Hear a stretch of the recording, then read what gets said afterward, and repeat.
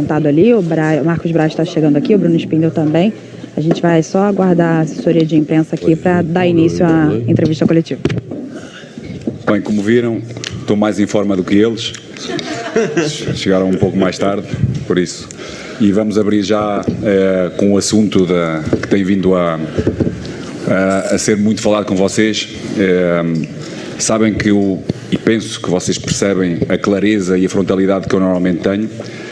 Admito, sem dúvida nenhuma, que deixei uma folha solta para vocês poderem especular.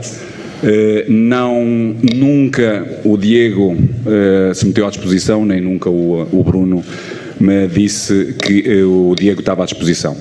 O que aconteceu, sim, foi uma falta de comunicação entre o meu fisioterapeuta e o meu preparador.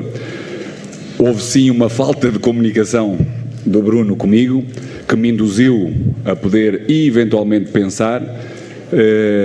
Falámos, conversámos, esclarecemos aquilo que tínhamos a esclarecer, como gente crescida, como gente que quer bem ao Flamengo, de forma a podermos caminharmos juntos e fazermos bons resultados como fizemos hoje.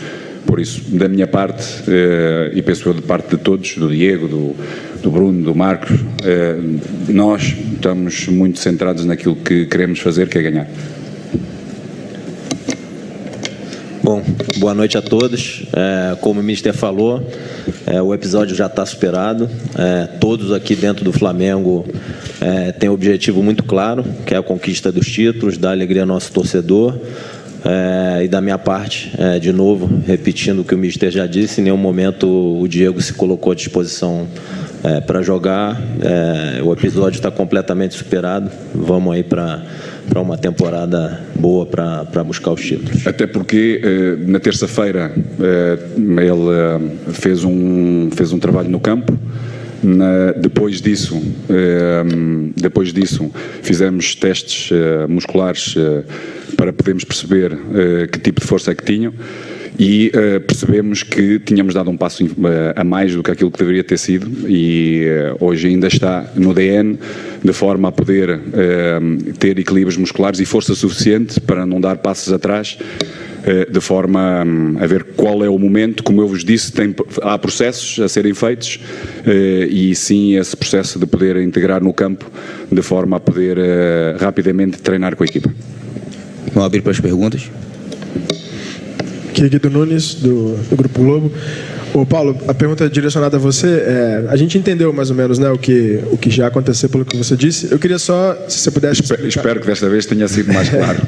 Eu queria só ir um pouco além nessa explicação, de voltar lá no tempo e talvez você explicar para a gente o que te motivou a levar um assunto como esse para a coletiva, né, de sair do ambiente interno e expor da forma como você expôs. Foi uma pergunta clara e, sem dúvida, o que me levou foi exatamente aquilo que eu disse. Uma má comunicação interna entre o meu fisioterapeuta e o meu preparador e uma falta de comunicação do Bruno que me induziu a isso. E eu normalmente, como sou frontal e claro, não o fui tanto porque deveria ter falado com o Bruno, deveria ter falado com o Diego, de forma a perceber realmente aquilo que me passava na cabeça para não falar aquilo que vos disse na coletiva. Por isso estou aqui a admitir que nenhum deles me tinha dito, nenhum, sem dúvida, e a pergunta me levou-me a isso, muito simplesmente. Boa noite, Paulo, Boa noite. Marcos e Bruno. Eu queria perguntar para o Marcos e Bruno, fiquem à vontade para qualquer um dos dois responder, como administrar assim eu sei que vocês já falaram que está superado o episódio, mas assim, é uma situação que o Flamengo vem de uma vitória super importante, com contundência, e acontece uma situação com o goleiro, que é um dos jogadores mais importantes da história do Flamengo, mas que hoje é o terceiro goleiro do Flamengo. Como evitar novos atritos, novos ruídos na comunicação para não ter problema? E ao Paulo, assim, Paulo, o que houve com o Flamengo no segundo tempo? O Flamengo não teve a mesma volúpia, porque o primeiro tempo foi muito bom, apesar do 1-0, 7 finalizações a 1, volume de jogo, 60% de posse de bola, mas acabou que o Flamengo perdeu um pouco no volume. Obrigado, boa noite. Deixa-me só, senão depois, exatamente aquilo que disse, ou seja, mesmo nós, primeiro, temos um Pedro que em termos competitivos não tem tanto volume de jogo para poder manter a ritmos também eles elevados. Outros jogadores também com alguma dificuldade para poder manter intensidades altíssimas, de forma de pressionar bem alto, de conseguir, porque é muito complicado jogar contra estas equipas, porque são equipas com distâncias muito curtas, que esticam muito o jogo, muito rápido, ou seja, que despendem só energia em transições ofensivas. E isso dispõe muita intensidade mental, que também é cansaço para podermos tomar as melhores decisões. E claro, na primeira parte, o volume que nós tivemos, poderíamos já ter um maior controle do próprio resultado, isso não aconteceu, mas a equipa tem que estar de parabéns, estou super contente pela maturidade que a equipa apresentou, mesmo baixando essa mesma intensidade, normal, por acontecer, teve bastante controle de jogo, teve mais capacidade de poder manter ritmos, para podermos fazer algumas acelerações e algumas transições para podermos até conseguirmos, porque tivemos também na segunda parte possibilidades de o poder fazer. Penso que o último passe, com um pouco mais de precisão, levávamos-nos a isso, para podermos ter um pouco mais de tranquilidade, mas o Everton sentiu cansaço muscular, o próprio Arrasca, e claro, são jogadores, são determinantes, que levam o jogo para a frente, que são criadores, e quando essa frescura começa a diminuir, claro que se ressente no jogo, mas muito satisfeitos, porque não esquecemos que esta equipa já tirou pontos a equipas muito importantes, e é uma equipa muito difícil de conseguir uma vitória como conseguimos hoje. Fred, você se incomoda de repetir a pergunta para mim? A minha. Quer que eu pegue o microfone? Não, pode falar. Não, Marco, assim, como vocês pensam assim, em administrar para que não tenham novos ruídos, como aconteceu nesse caso nessa semana, já que o Diego, apesar de ser um dos jogadores, não só o goleiro, um dos jogadores mais importantes da história do Flamengo, mas a gente ele é um terceiro goleiro. O Flamengo vinha de uma vitória super importante, né, com contundência, com volume, e o Flamengo acabou tendo uma semana muito difícil depois de uma vitória que classificou o time antecipadamente. De que maneira vocês pretendem tentar minimizar esses conflitos num Flamengo que precisa encontrar uma linearidade para avançar na temporada? Vamos lá. Primeiro, a importância do Diego, todos nós sabemos dela, sempre foi tratado aqui com muito respeito pelo Flamengo, principalmente por essa diretoria. Quando nós chegamos aqui, ele estava afastado por quase 3 meses, foi reintegrado no elenco e passou esses anos todos aqui. Quando tinha que jogar, jogava, e muito bem. Em relação à sua pergunta, eu acho que o ponto principal é evidente que se tinha um dia que não se... Foi gol. Foi gol. Se teria um dia aqui no ano que a gente não precisaria desse problema, foi após o jogo que teve esse imbróglio. Como você falou, o Flamengo se classifica para outra fase da Libertadores, se classifica bem, mas nós já passamos por outros embróglios e a gente sempre tratou e conseguiu avançar e seguir em frente. Com certeza, o principal ponto é fazer tudo com transparência, com tranquilidade e, acima de tudo, como transparência. O ruído teve,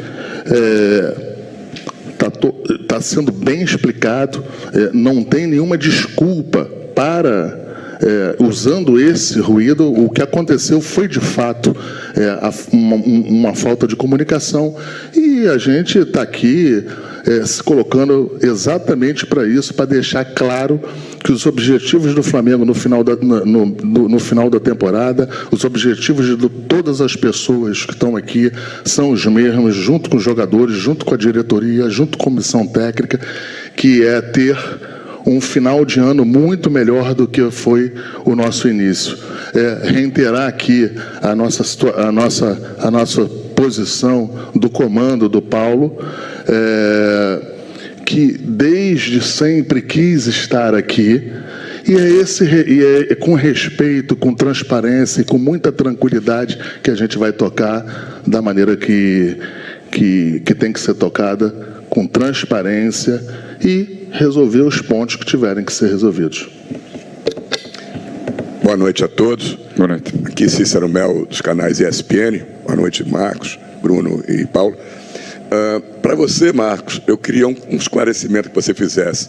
Por que a diretoria do Flamengo demorou tanto para vir a público e, passados os dias, ficou se arrastando essa história, e polêmicas e especulações? Por que vocês, de imediato, não apagaram o incêndio e fizeram isso que estão fazendo hoje, que seria o mais certo, pelo que eu ouço falar, todo mundo dizendo, a diretoria não se posicionou, não ficou à frente do problema rapidamente para apagar o incêndio. E para o Paulo, por favor, o Diego Alves é um dos líderes do grupo, como o Diego Ribas e alguns outros jogadores. Você não teme que episódio como esse e essa declaração que você deu, da forma que deu, possa, que como a gente diz no Brasil, possa causar um problema no vestiário para você perder a confiança do grupo?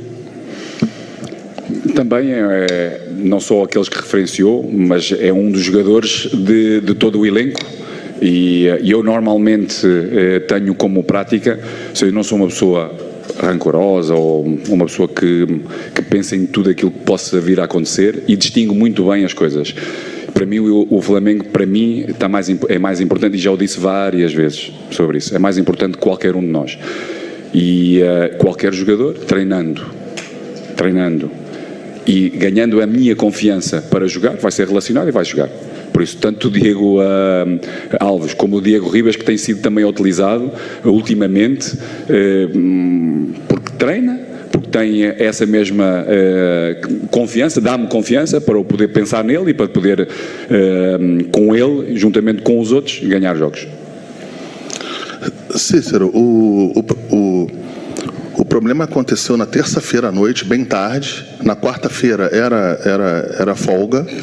E a gente precisava entender com clareza e com transparência o que de fato houve, para poder estar aqui, a todos vocês, a toda a torcida do Flamengo, dar as explicações corretas e plausíveis. Passou quinta, sexta, a gente entendeu o que era e a gente rapidamente está aqui explicando para tudo isso. Tanto que talvez não seria o momento para eu e o Bruno estarmos aqui, porque é um pós-jogo, geralmente é o técnico que fala do jogo, do time, de todo o posicionamento, mas como a gente entendeu que deveria ter um esclarecimento claro e transparente, a gente fez logo isso, logo que a gente entendeu que poderia fazer. Talvez não seja no tempo que você entenda que deveria ser. Eu respeito, tem nossa relação a longa data, eu respeito o teu posicionamento, mas no meu ver a gente tinha que primeiro, com calma, com tranquilidade, entender o processo todo para chegar aqui e dar as posições corretas, para não ter um outro problema de comunicação. Aqui, Marcos Coelho, Rádio Tupi, direcionar para o Paulo essa pergunta. Paulo, é o segundo jogo consecutivo do Flamengo aqui no Maracanã, o segundo jogo que o Flamengo vence, o segundo jogo seguido sem ser vencido pelo ataque adversário, 2 vitórias sem sofrer gols, e 2 jogos com muitas vaias, algumas individuais. Estamos vendo a situação do Hugo, e é nítido também, até na hora do telão, algumas vaias direcionadas a você também, algo que eu acho que na vida do treinador acontece. Enfim, eu queria te perguntar quando e como você acha que esse cenário pode se reverter, e se você acredita que em algum momento você vai sair do Maracanã depois de um jogo e a torcida gritando o teu nome, te ovacionando. Como você vê esse cenário atual e como você espera que seja no futuro? Bom, eu acho que isso já aconteceu. Ou seja, sair ou iniciar com o torcedor feliz. E a cantar também o meu nome. O torcedor é sempre soberano. Ele dita se está contente ou não está contente. Da minha parte é trabalhar como sempre fiz, com muita honestidade, com tudo aquilo que é o meu conhecimento, meter sempre o Flamengo à frente de tudo para os poder render felizes. E dar consistência, porque cada vez tenho visto mais a nossa equipa, como iniciou exatamente a sua pergunta, consistente, a defender melhor, boas transições, boa intensidade. movimentos extraordinários, dinâmicas extraordinárias. Podemos fazer mais golos? Podemos. Já na terça-feira passada marcámos 3, mas podíamos ter marcado mais. As nossas distâncias cada vez mais reduzidas, com muita maturidade. Vamos ter algumas dificuldades em alguns jogos? Vamos ter, sem dúvida. Agora, a atitude que nós temos tido leva-nos, ou leva-me a pensar, que vamos ter muito em breve o nosso tradutor muito feliz. Aqui ao fundo, Flávio Vinick, do SBT. Queria saber se o Paulo Souza sai satisfeito com o que viu hoje em campo. A vitória era o mais importante, porque a torcida acabou vaiando o time no fim. Agora, na sua opinião, sai daqui satisfeito por ter vencido? E a posição do time também no Campeonato Brasileiro se preocupa ou acha que é uma questão de tempo para o time se recuperar e pelo elenco que tem subir na tabela? E queria saber do Marcos Braz se o mais importante é a Libertadores, se o foco, a prioridade é a Libertadores e enquanto vai tudo bem na Libertadores não precisa nada ser feito. Se é esse o raciocínio ou estou enganado? Bom, acho que eu respondi à sua pergunta na primeira do seu colega. Acho que a equipa teve muito bem na primeira parte, muito bem, com intensidades altas, com criação, podemos fazer mais golos. Na segunda parte, quando baixámos a intensidade, sobretudo dos homens da frente, que é normal, e sobretudo dois jogadores que influenciam muito o jogo ofensivo, que têm um compromisso com a equipa, que é o Everton e o Arrasca, de momentos de transições defensivas e no momento da organização defensiva estarem presentes cada vez mais, para podermos ter resultados mais volumosos. Tivemos condições para o poder ser e para podermos controlar muito melhor.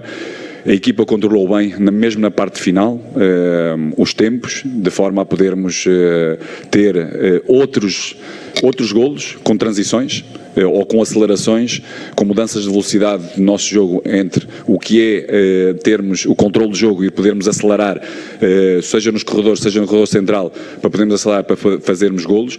O último passo não foi feliz, desta vez, para podermos fazer mais golos e para podermos ter um maior controle. Por isso estou satisfeitíssimo com o resultado e estamos no caminho certo. Em relação à pergunta que se referiu às duas principais competições, é evidente que não. O Campeonato Brasileiro é importante, é importantíssimo para todos nós. Ele não é maior nem menor do que a Libertadores. A gente... isso também é um pedido, uma determinação do presidente Landim, que a gente esteja sempre competindo em todas as competições para ganhar. E assim, até eu vou falar um ponto pessoal meu, que eu acho o Campeonato Brasileiro até mais charmoso. Eu, graças a Deus, eu tive a oportunidade de, como vice-presidente, disputar 4 campeonatos brasileiros. Consegui ganhar 3 e 1 fui vice-campeão. Os 4 com 4 treinadores e comissão técnica diferente. Então, qual é o ponto disso aí?